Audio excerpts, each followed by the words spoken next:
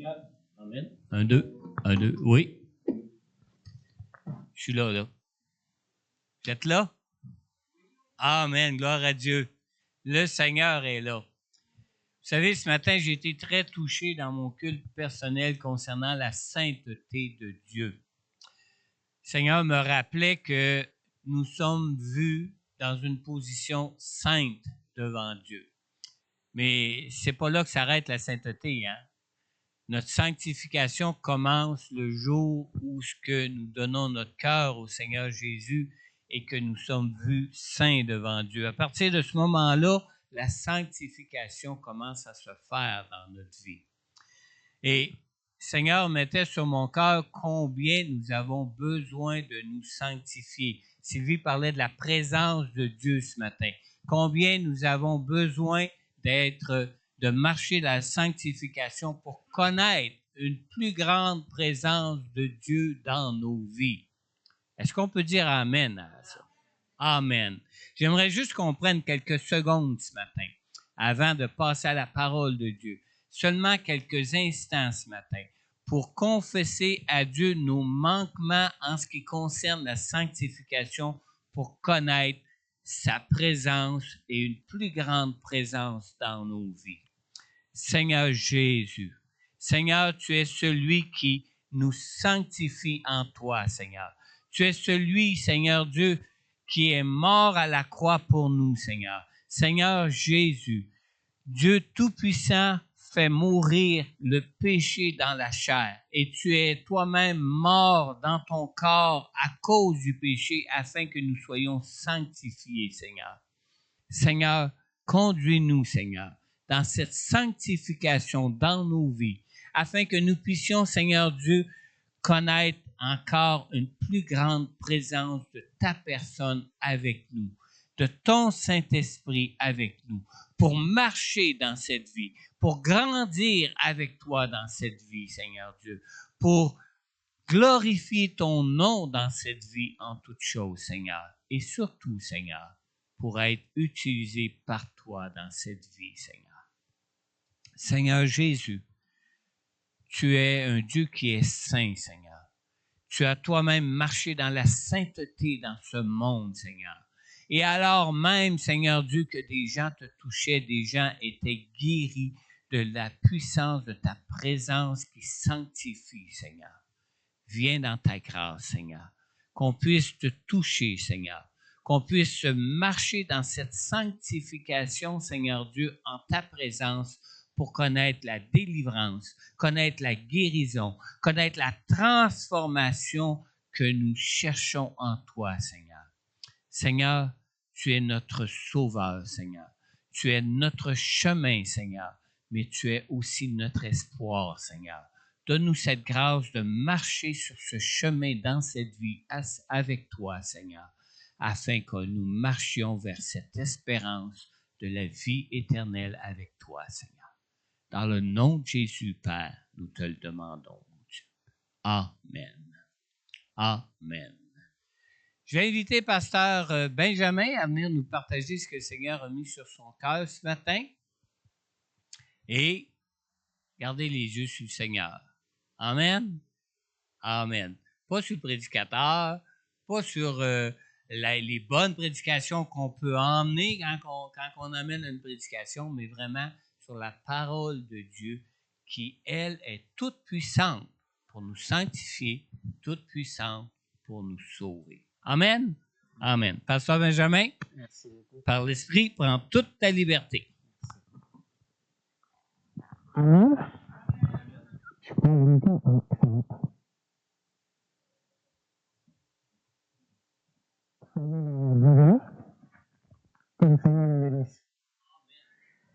Nous allons trouver notre passage dans le livre de la Genèse, chapitre 17,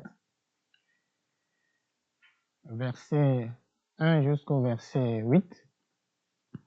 C'est notre texte de base. Genèse 17, 1 à 8. Nous lisons. Lorsque Abraham fut âgé de 99 ans, L'Éternel apparut à Abraham et lui dit, « Je suis le Dieu Tout-Puissant. Marche devant ma face et sois intègre. J'établirai mon alliance entre moi et toi et je te multiplierai à l'infini. » Abraham tomba sur sa face et Dieu lui parla en disant, « Voici mon alliance que je fais avec toi. Tu deviendras père d'une multitude de nations. On ne t'appellera plus Abraham, mais ton nom sera Abraham, car je te rends père d'une multitude de nations. Je te rendrai fécond à l'infini. Je ferai de toi des nations, et des rois sortiront de toi. J'établirai mon alliance entre moi et toi et tes descendants, après toi, selon leur génération. Ce sera une alliance perpétuelle en vertu de laquelle je serai ton Dieu et celui de ta postérité après toi. Je te donnerai et à tes descendants après toi le pays que tu habites comme étranger, tout le pays de Canaan, en possession perpétuelle, et je serai leur Dieu. Amen. Je veux ce matin partager avec vous un sujet très important. Abraham à l'école de Dieu, quel enseignement pour nous aujourd'hui? Abraham à l'école de Dieu, quel enseignement pour nous aujourd'hui? Âgé de 99 ans, Abraham est toujours un élève auprès de Dieu. Est-ce qu'on peut parler d'un élève, de quelqu'un qui doit encore apprendre à 99 ans? Dans le monde des humains, c'est difficile. Si on posait la question à lui, il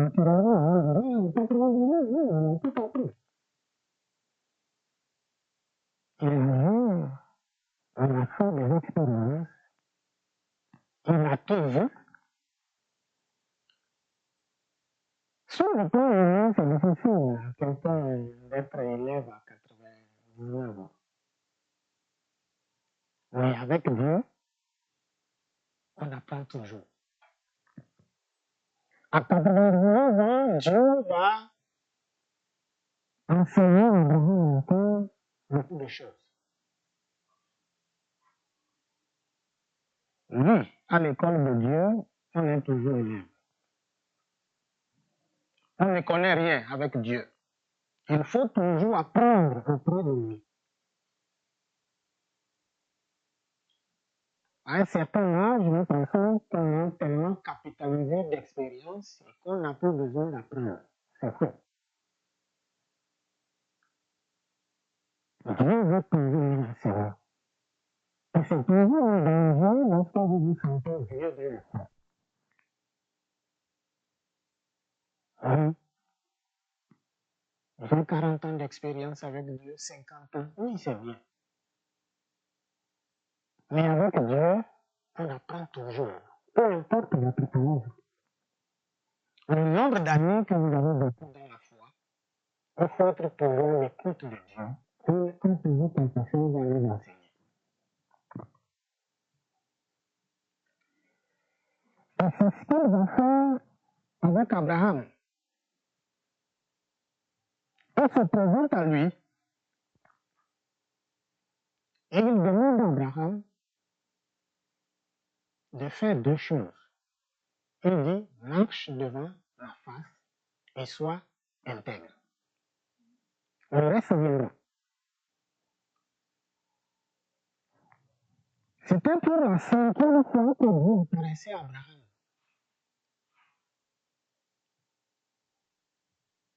Il était appelé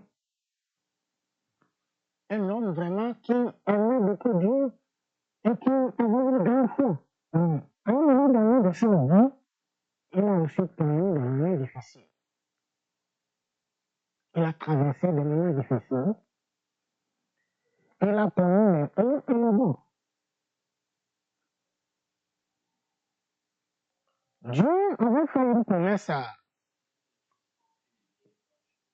les fiches. Bon, c'est bon? Allô?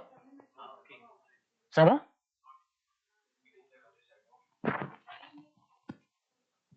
Ici? Bon, peut-être le pasteur va m'aider à corriger ça. Ouais, il faut le mettre à l'extérieur.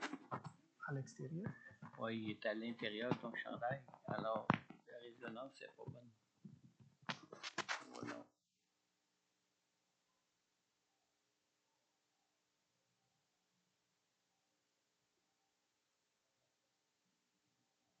On va. C'est bon?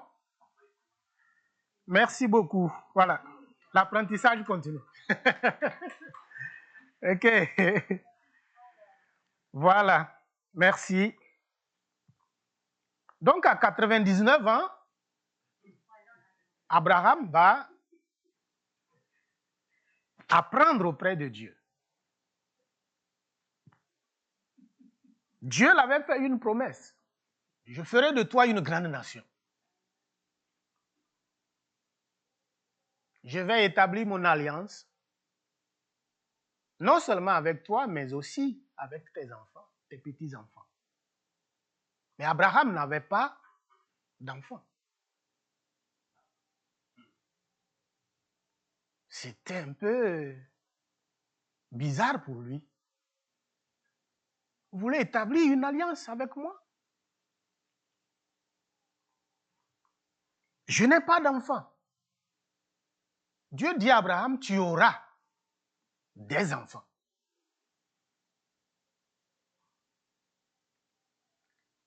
Et ça a été vraiment une grande épreuve pour Abraham. Dieu va lui dire, si tu veux que cette promesse se réalise, il y a 2 conditions. Marche devant ma face. La deuxième chose, sois intègre. Tu verras mes promesses se réaliser. Pour lui, c'était vraiment impossible, humainement parlant. À 99 ans, il était déjà fatigué. Sa femme aussi était âgée. Apparemment, l'espoir d'avoir un enfant était vraiment très mince.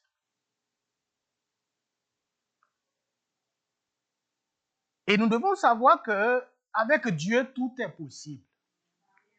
C'est ce que Jésus va dire dans Matthieu chapitre 19, verset 26. Il dit, aux hommes cela est impossible, mais à Dieu tout est possible.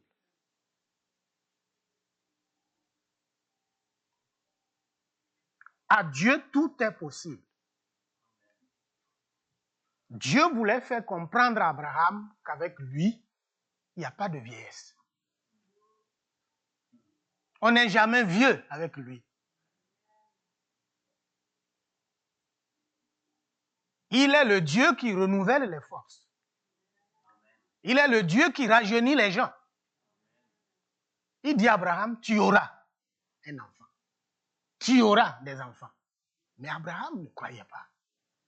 Au départ, il avait cru, mais il a attendu. Vous voyez, quand la Bible parle, c'est comme si c'est 1 an, 2 ans après. Mais c'est 25 ans d'attente. Au moment où il recevait la promesse, il était âgé de 75 ans. Mais à la naissance d'Isaac, il avait 100 ans. 25 ans. Ce n'est pas 25 jours. Un ami qui vous promet une chose, 10 ans après, vous allez traiter cet ami quoi? Et puis il ne dit rien. Il dit, mais il me prend pour qui là, lui? Oui, on attend 10 ans, c'est bon. Après 15 ans, la patience ne peut plus supporter. On arrive au seuil du supportable. 20 ans, il va attendre pendant 25 ans. C'est beaucoup. On peut dire pourquoi il n'a pas attendu. Mais si vous étiez à sa place, je ne suis pas certain que vous auriez fait mieux. 25 ans, c'est beaucoup. Mais à Dieu, tout est possible. Face à cette révélation, Abraham ne pourra pas tenir sur ses pieds. Il se jette par terre. Il adore Dieu. Il se jette auprès de Dieu. Il tombe par terre. Il loue Dieu pour tout ce qu'il dit. Même si quelque part, il avait des difficultés à voir cette promesse se réaliser. Sur le plan humain, ce n'est pas facile, je vous assure. Mais en tant qu'enfant de Dieu, nous devons toujours garder espoir. Même si tout semble être perdu.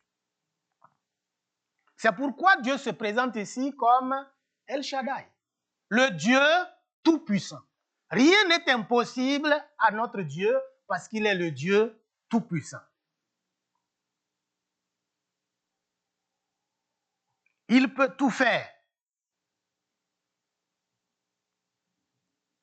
Il peut accomplir ses promesses lorsque même il n'y a aucun moyen naturel de le faire. Il est capable de changer les choses. Même si le monde se moque de nous, on dit tout de notre Dieu, nous ne devons pas remettre en cause sa fidélité et sa grandeur.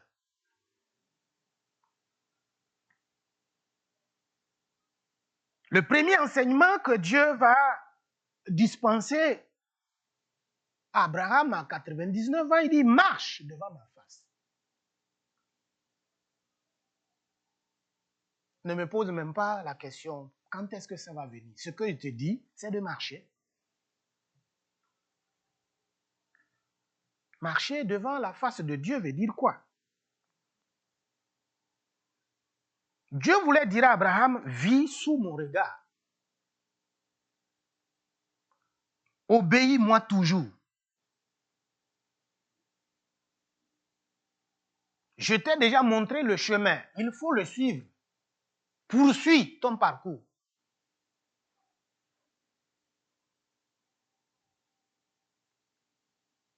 Dieu n'avait pas oublié sa promesse envers Abraham. Non. Le problème, c'est qu'il n'avait pas fixé un temps ou un délai sur lequel Abraham pouvait compter pour dire, bon, j'ai déjà fini 10 ans, il me reste encore 10 ans, au moins je patiente. Rien de tout ça. Il dit à Abraham, je vais te donner un enfant, mais il ne dit pas à Abraham quand et comment. Et Dieu va constater que plus la réalisation de la promesse durait, la foi de son serviteur était en train de prendre le coup.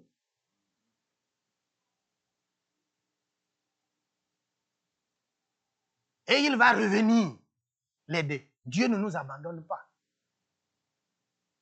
Dans des moments de faiblesse, il est toujours là. Vous voyez, en Égypte, il a peur de mourir parce que sa femme était très belle et il savait que le roi allait s'en prendre à sa femme. Qu'est-ce qu'il dit? C'est ma sœur. Quelque part, il n'avait pas tort. Mais il n'avait pas besoin de mentir. S'il avait compté sur Dieu, il avait dit la vérité, Dieu allait protéger sa vie. Ce n'est pas parce qu'il a dit que sa femme est sa sœur qu'il a eu la vie sauve, non. Malgré cette faiblesse, Dieu va même mettre en garde au roi. Il dit, mais si jamais tu touches cette dame-là, tu vas mourir, toi. C'est la femme de mon serviteur. Il prend la défense d'Abraham malgré la faiblesse d'Abraham.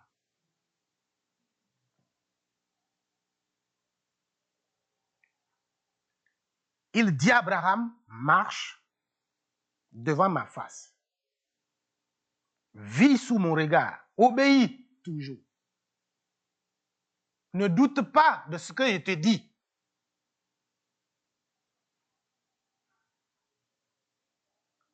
Ça n'a pas été facile. Et finalement, Abraham se dit, est-ce que j'ai bien entendu ce que Dieu m'avait dit ou bien c'est mon imagination? Voilà pourquoi il va tomber dans le piège. Sa femme va lui dire, peut-être Dieu voudrait qu'on puisse avoir un enfant au travers de ma servante. Abraham n'a pas dit non. Il a accepté. Et un garçon va naître. Et ça va amener des problèmes dans la famille. La servante va se moquer maintenant de la maîtresse. Les conflits vont naître. Abraham va gérer des problèmes maintenant multiples au sein du foyer, malgré son âge, malgré aussi les difficultés qu'il avait.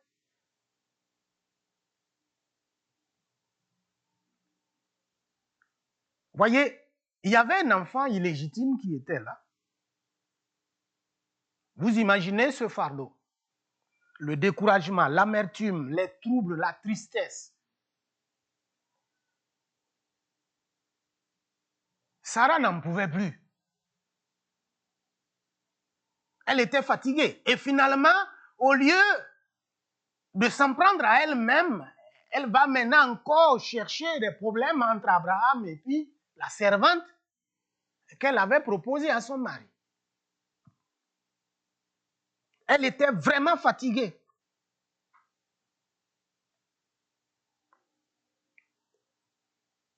Genèse 16, 5 nous dit ceci.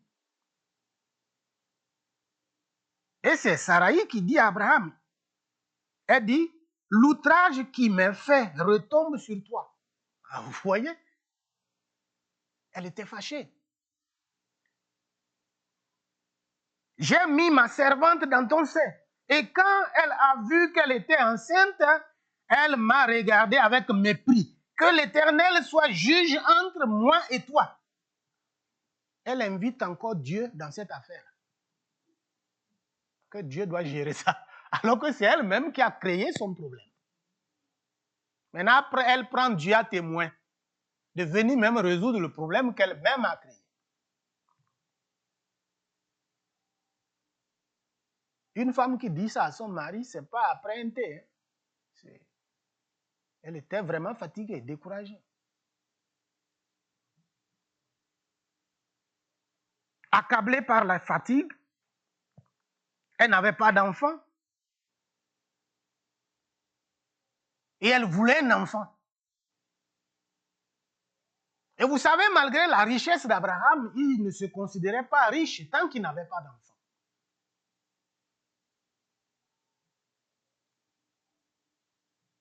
Et c'était comme une malédiction pour lui de ne pas avoir d'enfant. À quoi va vous servir ces richesses si vous n'avez pas un héritier? Un bon père, c'est ça. Si je meurs, qui va gérer ça? Je vais partir un jour. À quoi va me servir les immeubles que j'ai construits, les voitures, les fermes, s'il n'y a personne après? Vous imaginez le stress? C'est la même chose avec son épouse. Elle réfléchissait tout le temps. Mais Dieu nous a dit jusque-là, ça ne vient pas. Pourquoi? Pour elle, Dieu avait oublié sa promesse. Mais non, Dieu se souvenait toujours. Abraham avait tout, sauf un héritier. Genèse 13, 2, il est dit que Abraham était très riche en troupeaux, en argent et en or. Genèse 24, 34 à 35, il est dit de lui, ça c'est le témoignage même d'un serviteur d'Abraham qui disait, il dit, je suis le serviteur d'Abraham. L'Éternel a comblé de bénédictions mon Seigneur, qui est devenu puissant. Il lui a donné des brebis et des bœufs, de l'argent, de l'or, des serviteurs et des servantes, des chameaux et des ânes. Il avait tout. Et puis dans Genèse 14, 10 à 16, il est dit, Abraham avait dans sa maison 318 serviteurs, c'est-à-dire les gens nés de sa maison. Il était puissant, toute une armée. Il avait tout.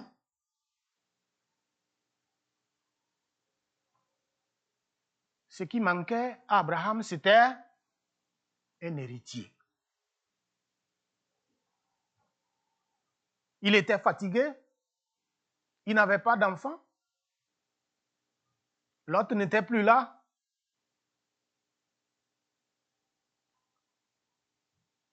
Il vivait ses problèmes au quotidien.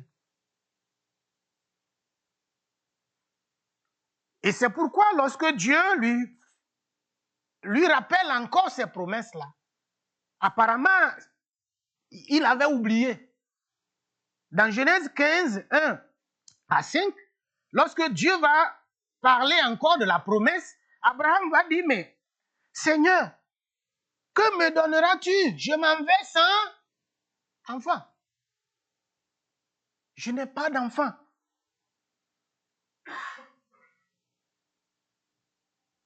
Et il continue, il dit, je m'en vais sans enfant et l'héritier de ma maison, c'est Eliezer de Damas.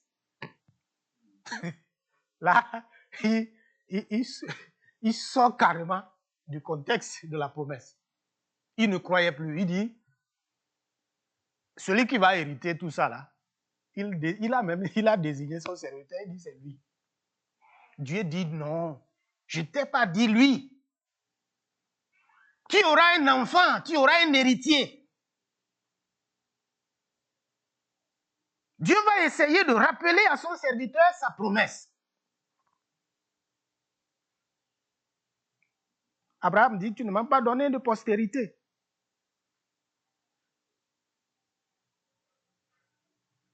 Alors la parole de l'Éternel lui fut adressée ainsi, ce n'est pas lui qui sera ton héritier, mais celui qui sortira de tes entrailles, qui sera ton héritier.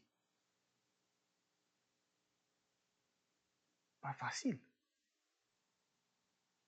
Dieu n'avait pas oublié son serviteur, malgré des décennies. Il se souvenait toujours de ce qu'il avait promis à son serviteur. Même si Abraham ne savait où mettre la tête, Dieu avait voulu quand même qu'il passe par ces moments-là pour raffermir encore sa foi en lui. Ce n'était pas pour lui faire du mal.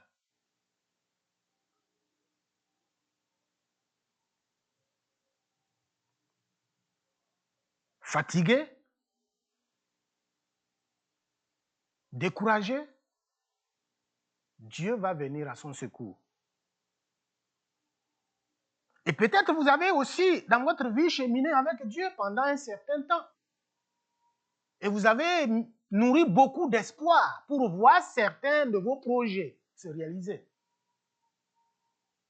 Mais jusque-là, ça ne vient pas. Mais vous devez savoir que Dieu tient toujours à ses promesses.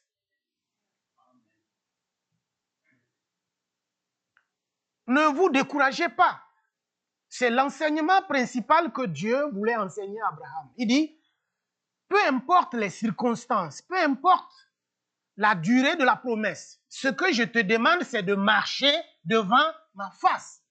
Comme le pasteur le disait ce matin, Marche dans la sanctification.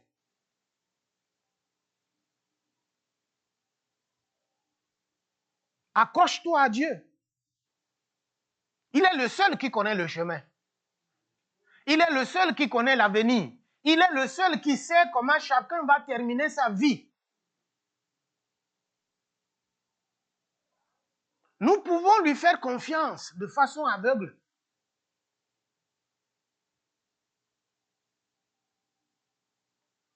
C'est ce que Dieu veut nous enseigner. Marche devant ma face. Les circonstances ne sont pas bonnes. Les situations sont difficiles.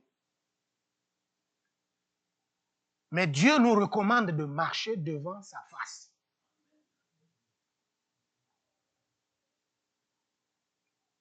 De fixer nos regards sur lui et de compter sur lui seul. Le deuxième enseignement, Dieu dira à Abraham, si tu marches devant ma face, il faut que tu sois intègre. Et cela va de soi. Si nous marchons devant la face de Dieu, il n'y a pas de raison qu'on ne soit pas intègre. Parce que Dieu nous donnera la force de vivre dans l'intégrité.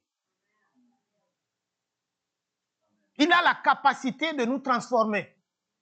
Si on le laisse agir, il fera de nous des hommes et des femmes intègres. Cela ne veut pas dire qu'on sera parfait. Non. Mais nous allons vivre selon Dieu et Dieu nous donnera la force de franchir chaque étape avec succès et de glorifier son nom dans tout ce que nous aurons à faire. Et nous allons relever chaque défi avec lui. Il est prêt et il peut nous donner la force de traverser les moments difficiles et de sortir victorieux.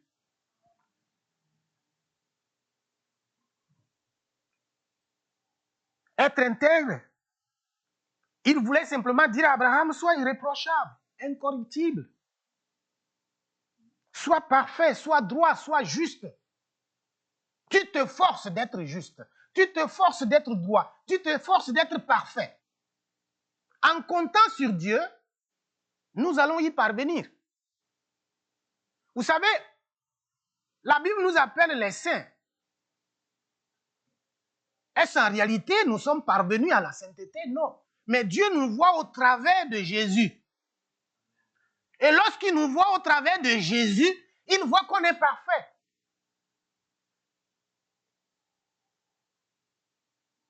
Nous ne devons pas gâcher ce salut-là que Dieu nous a donné. Donc Dieu invite Abraham de mettre le péché à côté, de s'efforcer de vivre dans la sanctification. Et lui, il va réaliser ses promesses envers lui. Sois intègre. Fuis le péché. Marche devant ma face. Compte sur moi. Si tu me prends pour guide, moi je connais le chemin. Tu vas t'en sortir. Tu ne vas jamais te perdre. Et c'est ce que Dieu a fait. Finalement, il a accordé un enfant à son serviteur. Isaac est né, n'est-ce pas? Il ne croyait pas. Au moment où il s'attendait le moins, c'est en ce moment que Dieu a réalisé ses promesses pour lui dire qu'il est toujours fidèle. Vous savez, quelquefois, lorsqu'on aime se battre, Dieu nous laisse nous battre. Et c'est lorsqu'on est fatigué complètement, qu'on ne peut plus rien faire, qu'il intervient pour nous sauver. Parce que c'est en ce moment, on aura la capacité de faire recours à Dieu. Lorsqu'on peut faire quelque chose, c'est un réflexe. Quelquefois, on ne sait même pas. On tente d'abord. Et c'est lorsqu'on est bloqué maintenant, on se dit, je crois que je vais invoquer Dieu maintenant. Mais normalement, on doit toujours invoquer Dieu, même dans les plus moindres détails.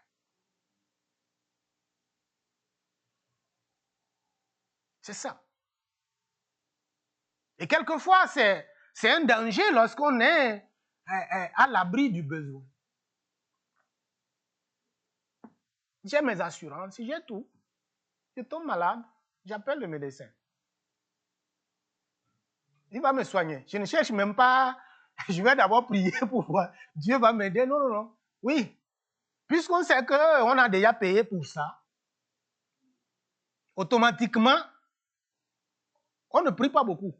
Parce qu'on sait que le médecin est déjà là et que la somme est déjà là pour prendre soin de tous ces maux-là. Mais nous devons beaucoup faire attention. Que Dieu nous donne la force de savoir raison garder et d'avoir toujours nos yeux fixés sur lui. Dieu connaît vos problèmes. Il sait ce que vous traversez. Vous avez beaucoup de choses. Vous attendez beaucoup de choses de la part de Dieu. Peut-être un enfant, un mariage, un emploi. Vous déposez un dossier, mais ça ne fonctionne pas bien. Et quelquefois, on est découragé. Pourquoi cela m'arrive-t-il? Et pourquoi c'est moi? Ou bien vous avez tellement de charges, tout ce que vous gagnez, ça ne suffit pas. Et chaque jour, le cerveau tourne, on calcule. Comment je vais faire? Beaucoup de besoins, beaucoup de sollicitations. On est stressé et c'est normal.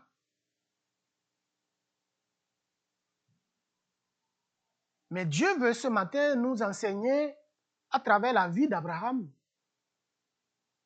deux choses. Si nous marchons devant sa face, il tiendra ses promesses. Si nous sommes intègres, nous nous efforçons de demeurer fidèles, il accomplira ses promesses envers nous. Et le diable sait. Et c'est pourquoi il tente souvent de nous éloigner de ces choses-là pour que les promesses de Dieu ne se réalisent pas dans notre vie. Parce que le péché fait toujours obstacle à la réalisation des promesses de Dieu dans notre vie. Nous devons nous repentir, demander pardon à Dieu, reprendre un nouveau départ, dire au Seigneur, je crois en tes promesses et je sais que ce que tu m'as promis, tu vas le réaliser. Donne-moi la force d'attendre, la patience. Ce n'est pas facile d'attendre. Mais avec Dieu, tout est possible. Et nous ne devons pas nous décourager. Abraham a connu des moments difficiles. Mais à la fin, le nom de Dieu a été glorifié. Dieu a rendu Abraham puissant. Il lui a donné Isaac au moment où il ne s'attendait pas. Dieu va te surprendre. Il est le Dieu de la surprise. Au moment où peut-être tu es fatigué complètement. Moi, je me souviens, j'étais en mission quelque part. On n'avait pas de moyens. Et ma femme tombait régulièrement malade. On était fatigués. Un jour, j'étais vraiment en colère. Franchement, la dernière prière, j'ai dit à Dieu, bon, je ne vais plus prier pour elle. Je ne vais même plus demander que tu la guérisses. Bon, ça, je suis fatigué. Et vous savez, c'est en ce moment même aussi la maladie est partie. Je ne sais pas si c'est une prière ou comment je vais appeler ça, mais c'est comme ça, c'est terminé. Mais qu'est-ce qu'on n'avait pas fait? C'était un peu maladroit, mais j'étais fatigué. Quand on parle de la souffrance, ce n'est pas facile. Tu ne dors pas. Garder malade, avoir un problème de santé récurrent, c'est difficile à gérer. À un moment donné, on est fatigué. Sur le plan psychologique, on réagit des fois. Mais Dieu, il nous comprend. Cela ne veut pas dire que j'avais raison de dire que je ne vais pas prier. Mais c'est sorti comme ça. C'est après que je me suis rendu compte que j'ai dit des bêtises, mais c'était déjà parti. Mais Dieu va me pardonner. Il va guérir sa servante pour me montrer qu'il n'est pas comme moi.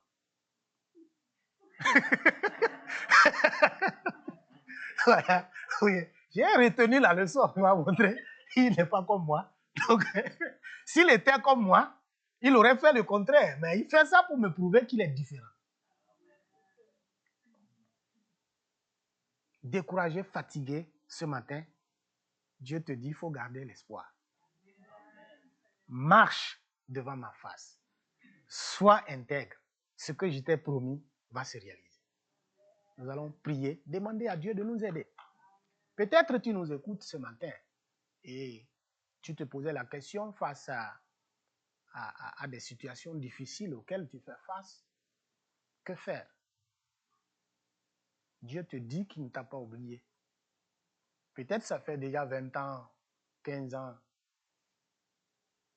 Il ne vient jamais en retard. Il sera toujours à l'heure. Il le fera. Nous avons de bonnes raisons de continuer à croire, de nous accrocher à notre Dieu. Que Dieu nous pardonne nos manquements et qu'il se souvienne de ses promesses envers nous, envers nos familles. Que Dieu soutienne nos amis qui nous écoutent en ligne et qu'il fortifie chacun de nous.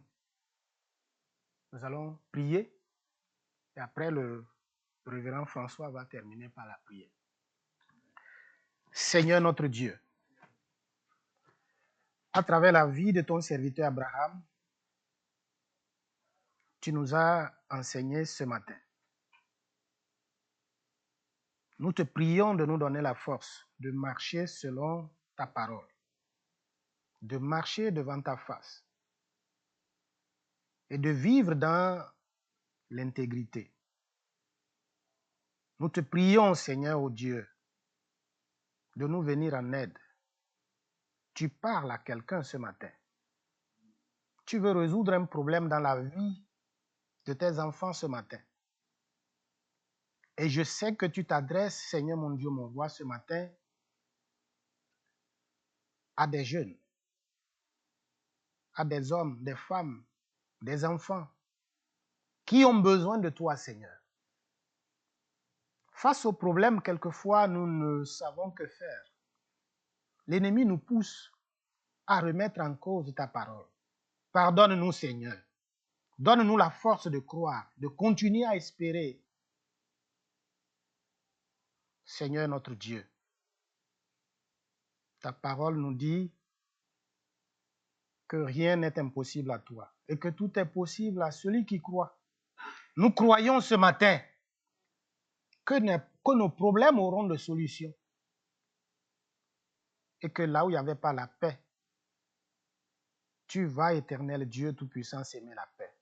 Relève-nous de nos faiblesses et donne-nous la force de continuer cette marche chrétienne. Fortifie la foi de tes enfants. Sois loué, sois magnifié. Au nom de ton Fils Jésus-Christ, nous avons prié. Amen. Merci.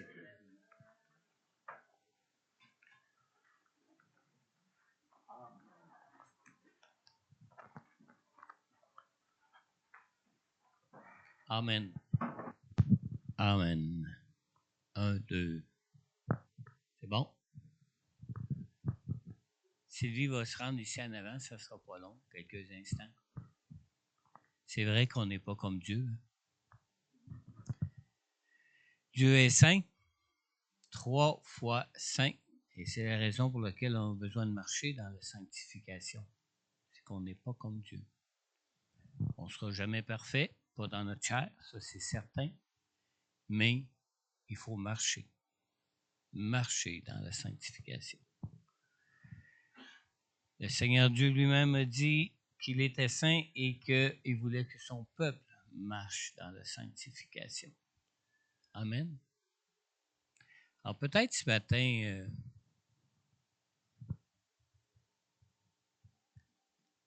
tu as des promesses de Dieu qui sont encore là, puis que tu dis, bof, ça fait trop longtemps. Non, ça fait jamais trop longtemps. Pour Dieu, c'est jamais trop long. Dieu a devant lui toute l'éternité, puis il sait déjà, il connaît déjà le moment où il va réaliser cette promesse qu'il t'a faite pour ta vie. Puis c'est pas une question de circonstances, c'est pas une question de moyens, c'est une question de marche avec Dieu, marche dans l'intégrité, et Dieu qui lui-même ne se renie jamais va accomplir sa promesse pour toi, tel qu'il te l'a promis. Même au-delà de ce que tu peux même espérer. Amen. Amen. Sylvie va nous conduire dans un dernier chant de louange et d'adoration. Et juste avant, je voudrais vous donner l'occasion peut-être de vous avancer ce matin.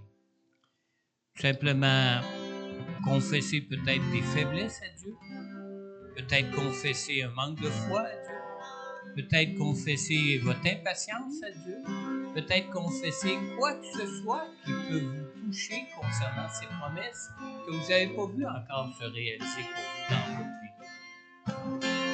C'est juste une question de foi. Avancez-vous par la foi et confiez à Dieu. Amen.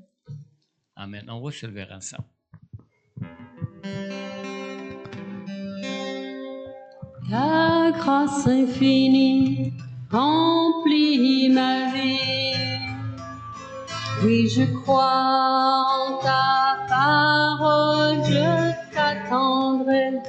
Approche-toi, Saint-Esprit, renouvelle-moi, je me prosternerai, je me prosternerai et je t'adorerai.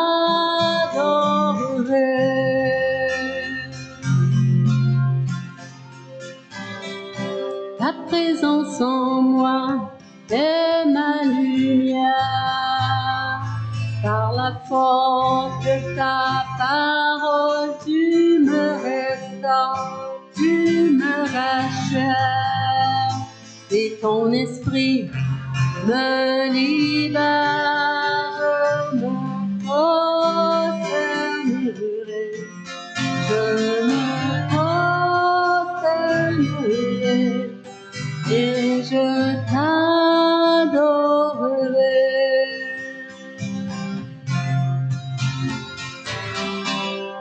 Tu as choisi de tout donner en offrant ta vie sur cette croix. Quand est l'amour versé pour nous, c'est notre Dieu. Ressuscité, ô élevé, pour toujours tu es glorifié. Roi serviteur, sauveur du monde, c'est notre Dieu. Je me prosternerai, je me prosternerai et je t'adorerai.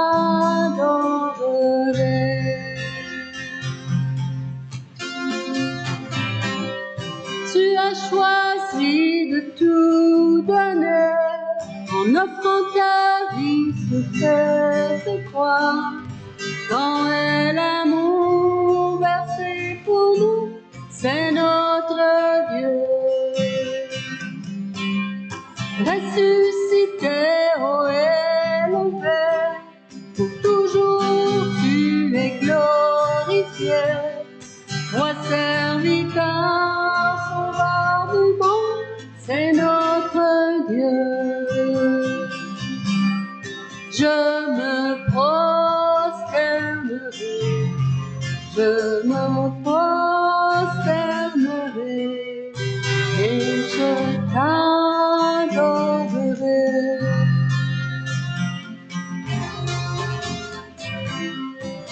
as choisi de tout donner en offrant ta vie sur cette croix. Quand est l'amour versé pour nous, c'est notre Dieu. Ressuscité, oh élevé, pour toujours tu es glorifié. Toi serviteur, sauveur du monde, c'est notre Dieu. Je me prosternerai, je me prosternerai et je t'adorerai.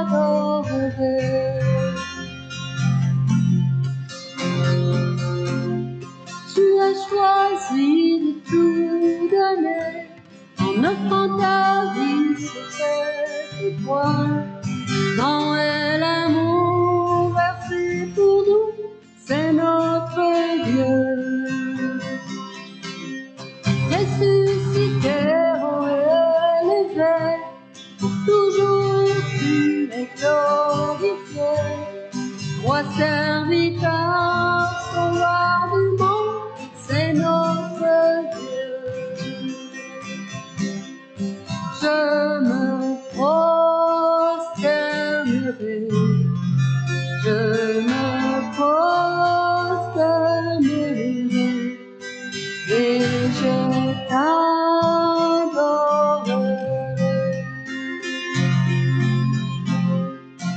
Je me prosternerai, je me prosternerai et je t'adorerai.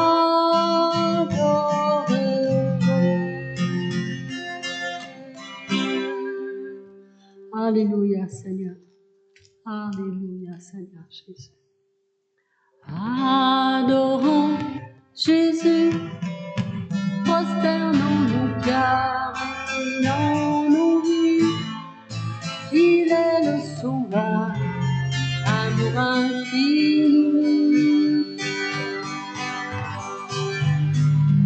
Adorons Jésus, nous levons nos mains pour lui rendre gloire.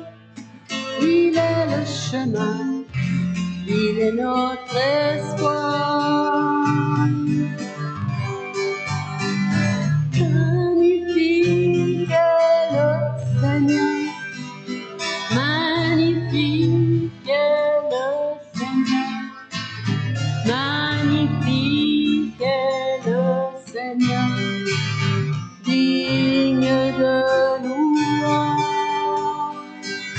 Magnifique est le Seigneur, magnifique est le Seigneur, magnifique est le Seigneur, digne de louange. Adorons Jésus, prosternons-nous car inclinons nos vies. Il est le sauveur, amour infini. Adorons Jésus, nous levons nos mains pour lui rendre gloire. Il est le chemin, il est notre espoir. Magnifique est le Seigneur, magnifique est le Seigneur, magnifique est le Seigneur, digne de louange. Amen. Alléluia. Oui, Seigneur, tu es un Dieu magnifique, Seigneur. Tu es le Dieu, le seul Dieu, le Dieu tout-puissant, Seigneur. Merci de ce que dans ta toute-puissance, Seigneur, dans ton omniscience, Seigneur, dans ton plan d'éternité que tu as pour nos vies, pour chacun de nous ici rassemblés en ton nom ce matin, Seigneur. Seigneur, merci de ce que tu es, le Dieu qui peut tout accomplir et même au-delà de ce qu'on peut imaginer et penser pour nos vies, Seigneur. Seigneur, accomplis tes promesses, Seigneur. Et merci d'être le Dieu de grâce que tu es, Seigneur, pour pardonner peut-être notre manque de foi, notre manque d'intégrité, notre manque de patience, Seigneur. Mais donne-nous dans ta grâce, Seigneur, un cœur reconnaissant envers toi et surtout un cœur repentant face à toutes nos faiblesses, Seigneur, afin qu'on puisse continuer de marcher avec toi et marcher dans cette intégrité devant toi, Seigneur Dieu, pour voir toutes ces promesses de nos vies que tu as pour nous, Seigneur, s'accomplir et s'accomplir, Seigneur Dieu, dans ta toute puissance, Seigneur. Dans le nom de Jésus, Père, j'ai prié. Amen. Amen. Bon dimanche, n'oubliez pas, cette semaine, on va voir dans Matthieu concernant le passage qui parle des reproches que Jésus a faits à Pierre alors que Pierre recevait des révélations de Dieu pour Amen. Alors, on vous attend mardi, 19h à 21h ou plus tard, normalement, on a terminé. Dieu vous bénisse. Bon dimanche à tous.